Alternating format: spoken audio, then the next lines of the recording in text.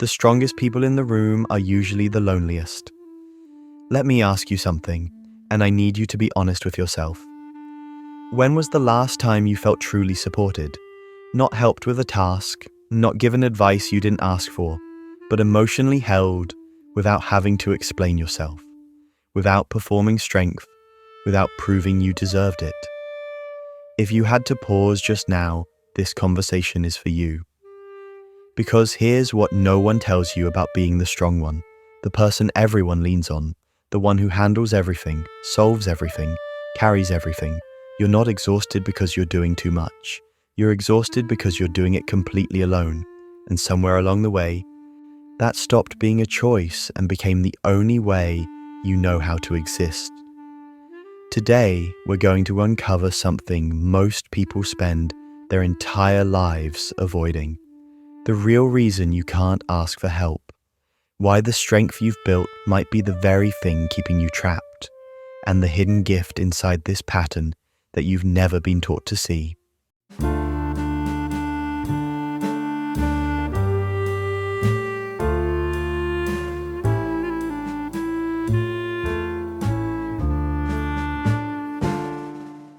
On the surface, independence looks the same no matter where it comes from. Competence, self-reliance, the ability to handle things without falling apart. But psychologically, there are two very different versions of it, and most people never learn how to tell them apart. Healthy independence is a choice. It comes from confidence, not fear. A person with healthy independence knows how to stand on their own and how to lean when needed. They can say, "I can handle this," without feeling threatened by the idea of receiving help. Their independence breathes, it bends, it allows others in. Hyperindependence feels nothing like that. Hyperindependence is not a preference, it's a reflex. It's what happens when self-reliance stops being empowering and starts being compulsory. You don't think "I'd rather do this myself." You think "I have to," because asking for help doesn't feel neutral. It triggers something deeper, a tension in your body, a spike of anxiety, a quiet resistance you can't quite explain. Research on attachment styles suggests that nearly 40% of adults develop insecure attachment patterns. Many of these individuals learn early that depending on others leads to disappointment. And that learning doesn't just live in the mind, it lives in the body. Have you ever felt uncomfortable when someone offered to help you? Not annoyed, uneasy? Have you ever rejected support even while feeling overwhelmed, then wondered why no one seems to show up for you? That's the difference. Hyperindependence is armor. It's a protective layer built around one core belief. Needing something makes you vulnerable, and vulnerability to a system that learned the hard way feels fundamentally unsafe. So you minimize your needs, you downplay your exhaustion, you tell yourself it's easier not to ask. Not because you're strong, but because somewhere inside, you learn that relying on others comes with a cost you're not willing to pay again. Most people assume that hyperindependence comes from strength, that at some point you looked at the world and decided you didn't need anyone, but that's not how it actually happens. You didn't wake up one day confident enough to stand alone. You arrived there after learning, repeatedly, that asking didn't work. For a child, needing help is natural.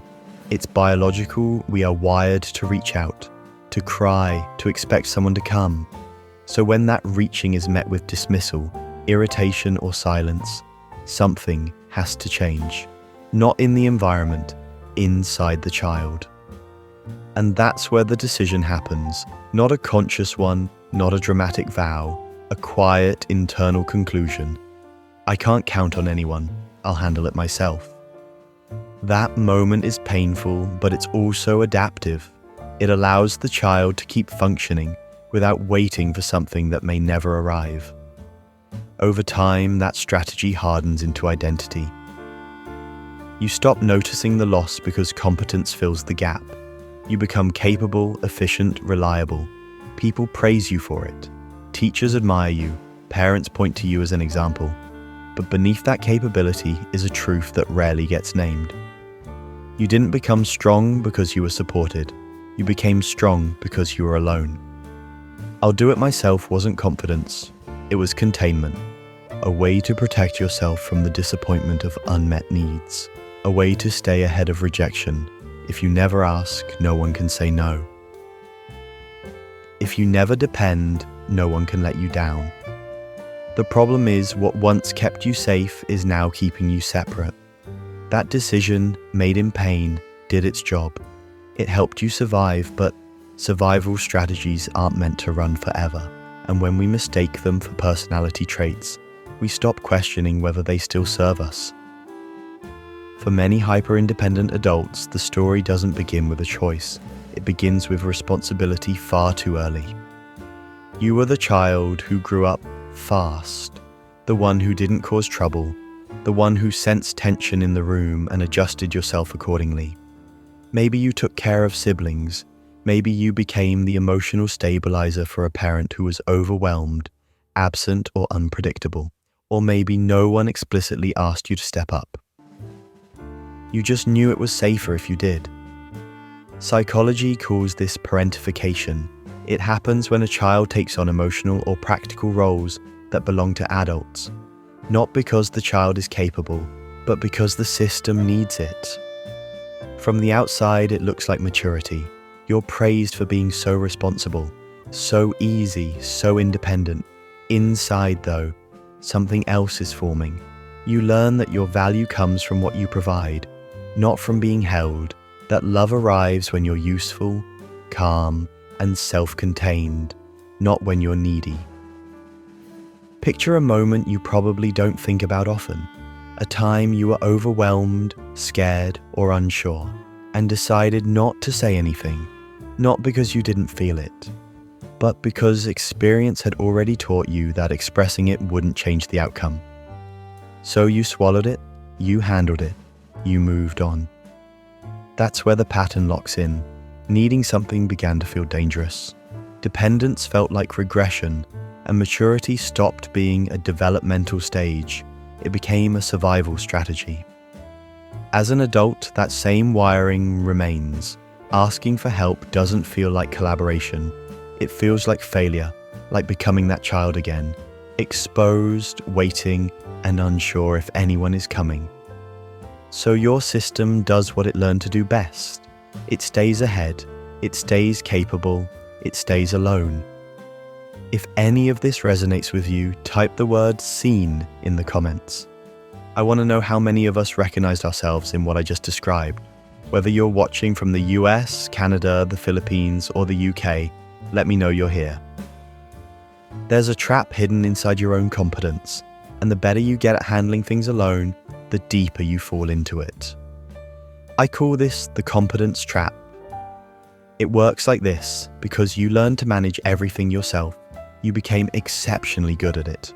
You developed skills others never had to build. You became the person who figures things out, the one who doesn't crumble under pressure, the one everyone trusts with the hard stuff. And here's where the trap closes. The more competent you appear, the more responsibility flows toward you. The more responsibility you carry, the less permission you feel to struggle. The less you struggle visibly, the more people assume you're fine. And the more people assume you're fine, the less support gets offered. You built a system that feeds itself.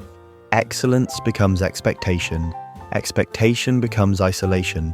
And isolation feels normal because you've never known anything else. The cruelest part, you can't escape by becoming less competent.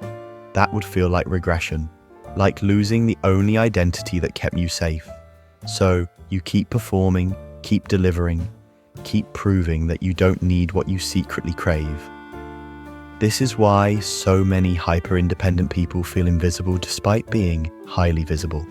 Everyone sees what you do. No one sees what it costs you. Even when you understand where hyper-independence comes from, something strange often remains. You can agree with every word and still feel your body tighten at the idea of asking for help. That's because this response isn't just psychological, it's physiological. For someone with a history of unmet needs, asking for help doesn't register as a simple social exchange. It registers as a threat. The moment you consider relying on someone else, your nervous system reacts automatically. the amygdala, the brain's alarm center, lights up, preparing you for danger. You might notice it in subtle ways: a tightening in your chest, a clenching in your jaw, a sudden urge to say, "Never mind, I'll handle it." This isn't weakness, it's memory. Your body learned long before language that depending on others could lead to disappointment, loss of control, or emotional exposure with no protection. So it adapted. Control became safety, self-sufficiency became regulation. That's why surrender feels unbearable. When you ask for help, you have to wait. You have to trust someone else's timing, competence, and care. For a system wired to stay ahead of risk, that pause feels dangerous, almost intolerable. This is also why receiving can feel harder than giving. Giving keeps you in control. Receiving requires you to stay open without knowing the outcome. Understanding this changes the narrative. You're not resistant to connection because you don't want it. You're resistant because your body learned to associate need with danger. Healing doesn't start by forcing yourself to ask. It starts by recognizing that your system isn't broken. It's been protecting you all along.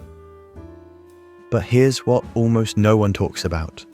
The same traits that make hyperindependence exhausting also contain something remarkable. Something you've probably never been taught to see. Your hyperindependence didn't just create walls, it created capacities. Think about it, you developed emotional regulation that most people never had to build. You learned to stay calm in chaos, to think clearly under pressure, to carry weight that would have crushed someone who never had to adapt the way you did. You became deeply perceptive, because when no one is coming to help, you learn to read situations with extraordinary accuracy. You notice what others miss. You anticipate problems before they arrive. You developed a kind of emotional intelligence that only comes from having to survive without a safety net. And your empathy?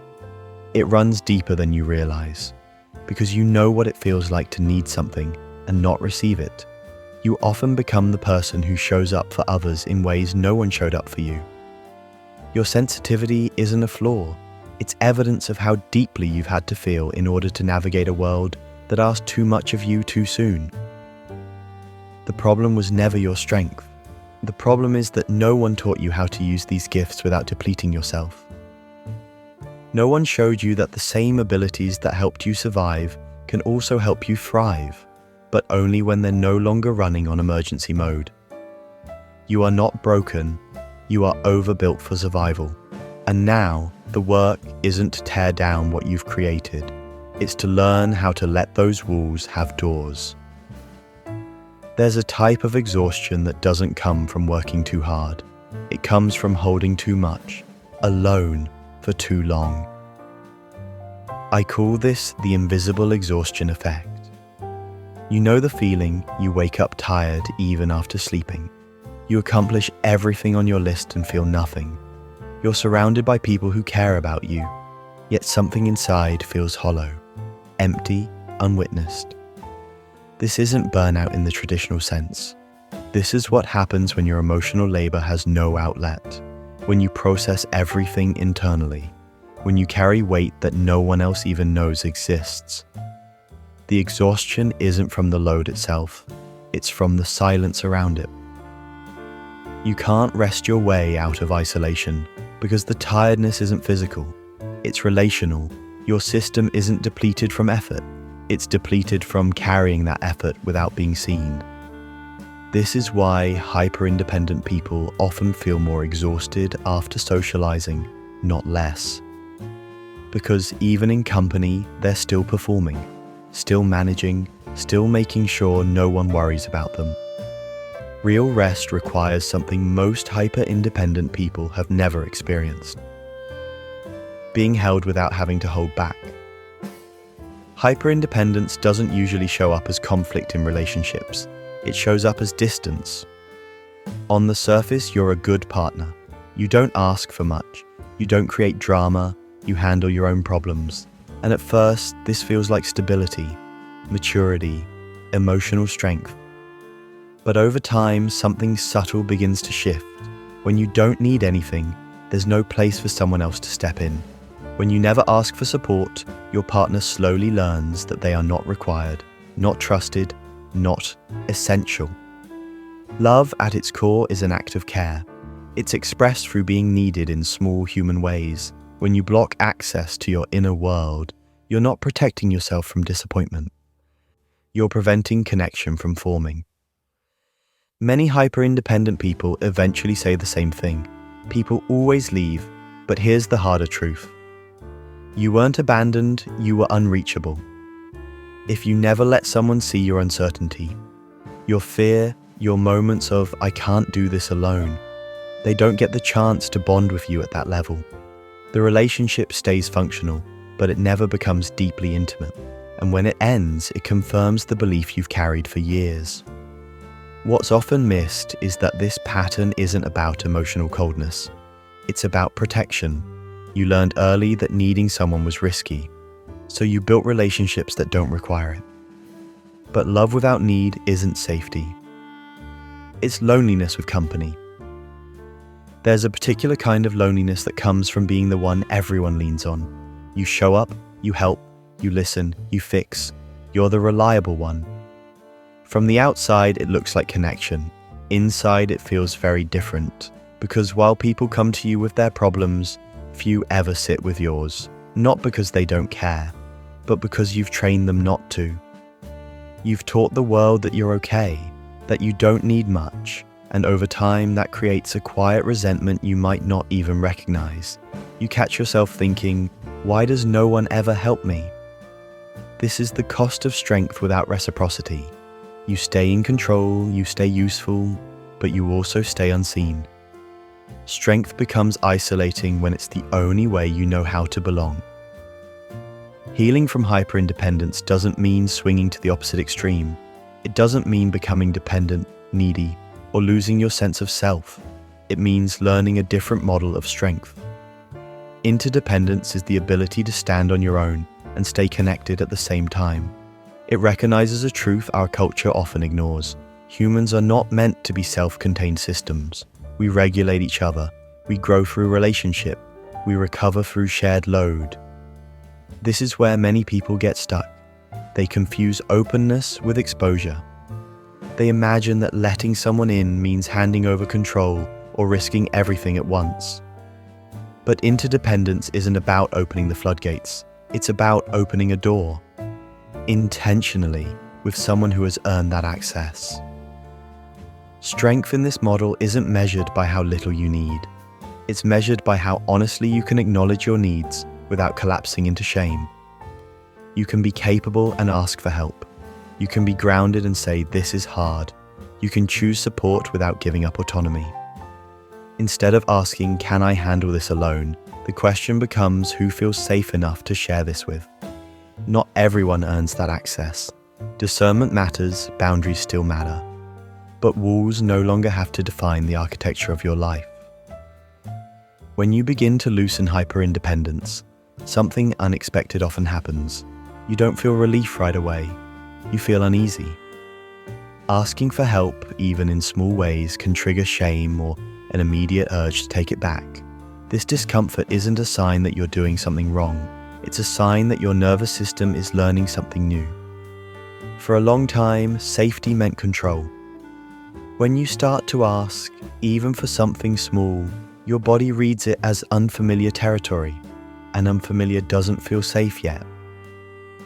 This is why healing has to be gradual. You don't start by sharing your deepest wounds. You start with micro asks, small, low-risk moments of receiving, letting someone carry a bag, asking for clarification instead of pretending you understood, admitting you're tired without apologizing for it. Each small experience gives your system new data. Nothing bad happened. I wasn't punished. I wasn't abandoned. Over time, those moments accumulate. Safety stops being something you maintain alone and becomes something you can experience with others. You don't have to tear down the walls you built. They protected you when you needed them to. Healing asks for something much smaller and much braver. To lower the drawbridge just a little. To let one safe person see that you're human, that you get tired, that sometimes the weight is too heavy to carry alone. Strength isn't proven by how much you can endure in silence. Real strength shows up when you say this is hard for me and allow yourself to be met there. You don't need to do this perfectly. You don't need to change overnight. One honest moment is enough to begin. If this video helped you recognize yourself, even in a small way, consider staying with us. This channel is a space for the quiet patterns people rarely talk about. Subscribe if you want more conversations like this. And before you go, I have one question for you. What is one thing you're carrying right now that you wish you didn't have to hold alone? You don't have to be the strong one here.